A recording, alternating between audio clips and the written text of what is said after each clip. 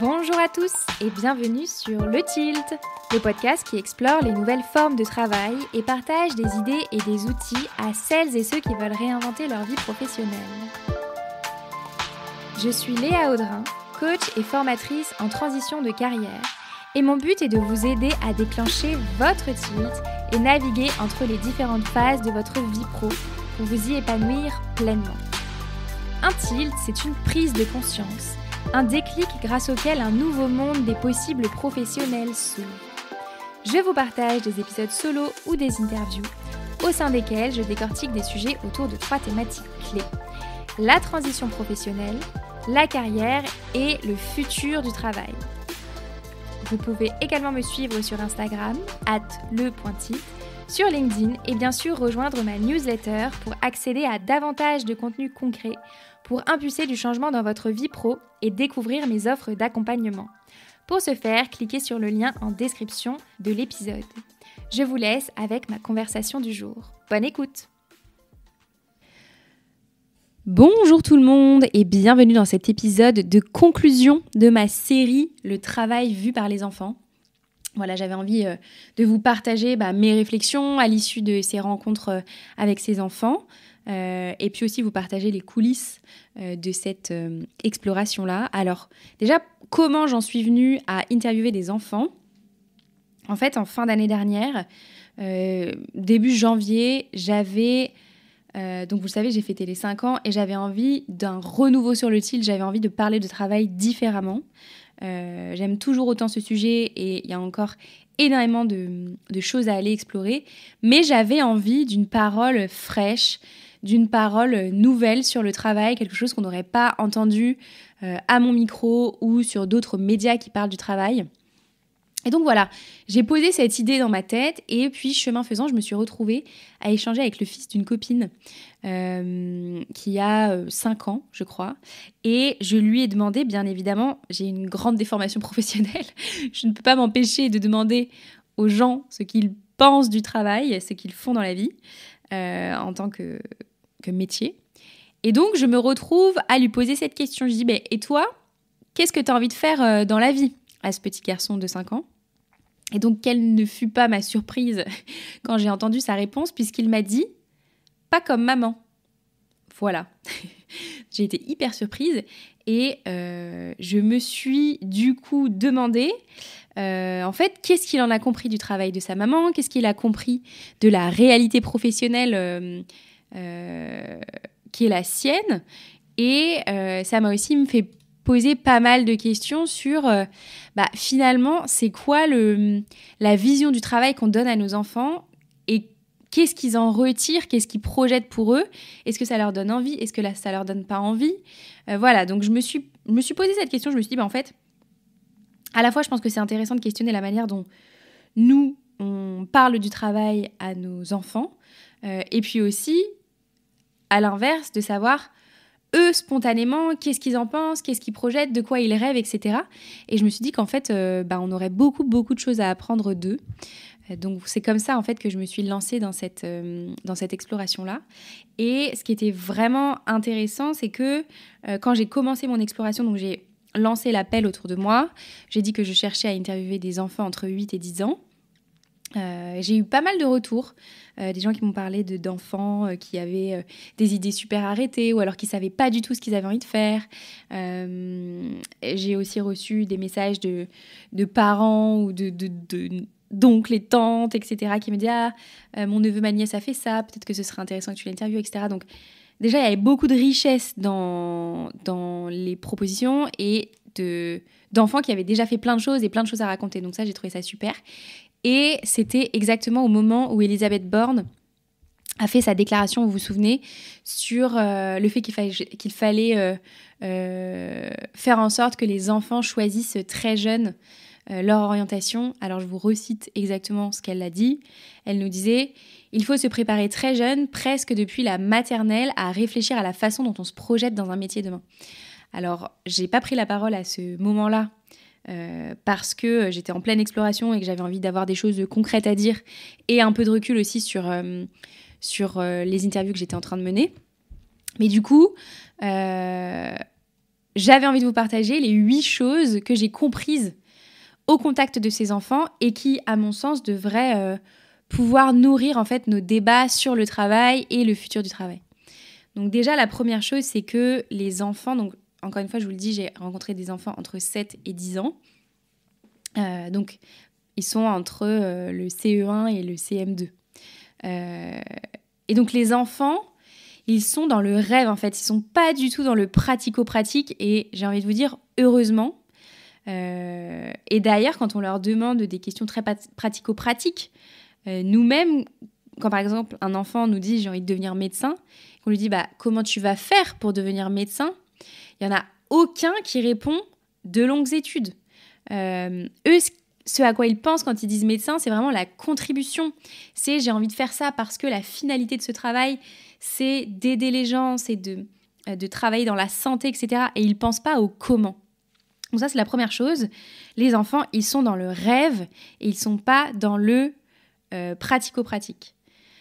Ensuite, la deuxième chose qui m'a vraiment interpellée, c'est que beaucoup, voire la plupart d'entre eux, parlent spontanément de carrières multiples. Je vous donne un exemple.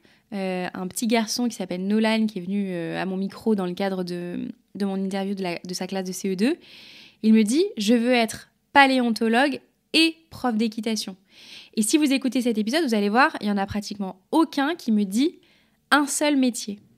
Alors, du coup, ça pose la question de est-ce qu'en fait, quand on a des aspirations multiples dans la vie professionnelle, est-ce qu'on doit les écouter ?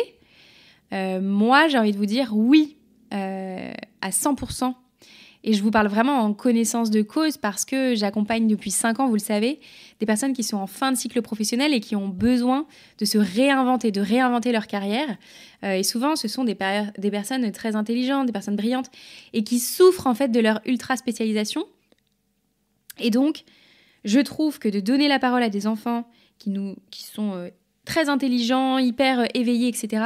et spontanément, ils nous disent « j'ai envie de faire plusieurs choses », c'est très important parce que on retrouve ces aspirations-là frustrées, entre guillemets, des dizaines et des dizaines d'années plus tard, quand on est ultra spécialisé et qu'on a envie de pouvoir explorer la pluralité de nos options.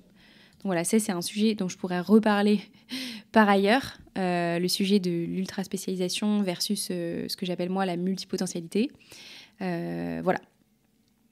Ensuite, la troisième réalisation que j'ai eue, c'est que, en fait, les enfants, ils sont très imprégnés par les métiers qui ont un imaginaire très fort. Donc, le médecin, les maîtres et maîtresses, policiers, chanteurs, footballeurs, voilà, c'est des métiers qui ont un imaginaire fort, dont on a des figures aussi dans les médias, que les enfants rencontrent très régulièrement, etc. Et donc moi, ça m'a fait poser une question.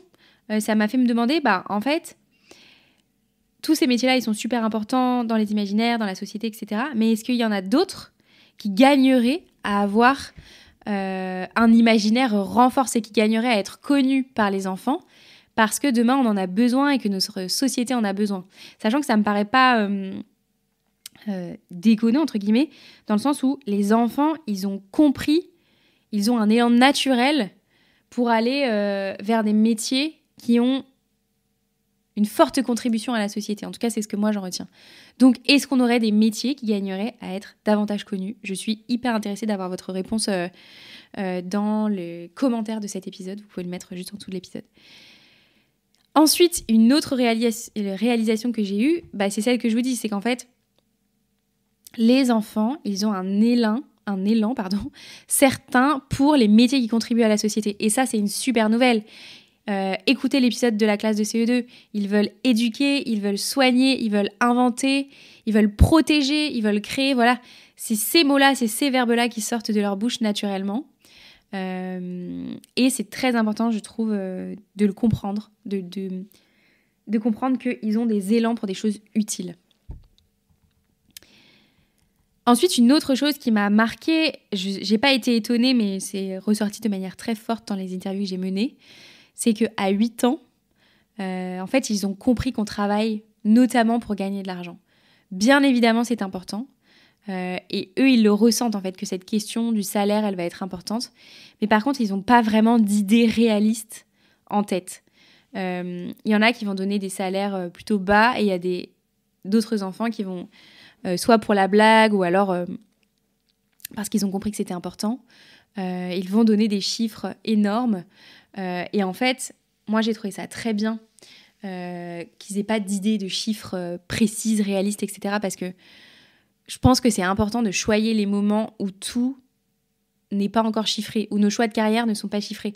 Parce que de toute façon, c'est une réalité derrière. Je vous le dis, moi j'accompagne des gens qui se posent la question d'une transition professionnelle. Une des questions qui vient tout de suite, c'est chiffrer cette transition professionnelle. Je suis à temps et demain je serai à combien ? Et c'est normal, on a tous besoin d'un toit sur notre tête, de pouvoir répondre à nos besoins, etc. Donc moi j'ai trouvé ça génial qu'il y ait un âge dans la vie où tout n'est pas encore chiffré. Ensuite, une autre grande réalisation, et j'avais pas pris la mesure pour le coup de ça, c'est que, en fait, pour les enfants, ce que nous, les adultes, on fait derrière nos ordinateurs toute la journée est très obscur. Ils n'ont aucune idée de ce qu'on fait. Quand on demande à un enfant qui a un parent qui travaille plutôt sur un travail de bureau, il ne sait pas dire en fait ce que le parent fait. Donc voilà, et le corollaire de ça, c'est qu'il n'y a aucun enfant, mais vraiment aucun, allez écouter, qui n'a mentionné à mon micro l'envie de faire un travail assis toute la journée derrière un PC.